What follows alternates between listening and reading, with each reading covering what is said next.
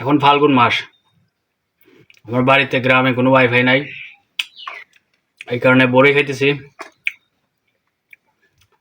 প্রচন্ড মশা আছে আশেপাশে।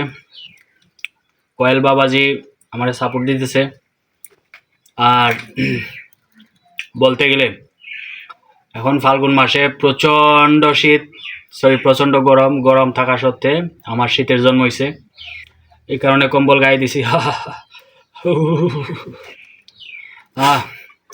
আর বড়ই চলতেছে, কে কে খাইবা?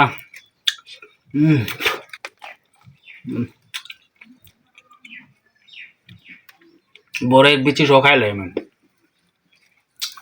বিচি সহ উঠে দাঁড়াও, দাঁড়াইয়া করো, বিচি সহ বড়ই কিভাবে খাই দেখো, বিচি একটা ফালাইছি এখন খাইলে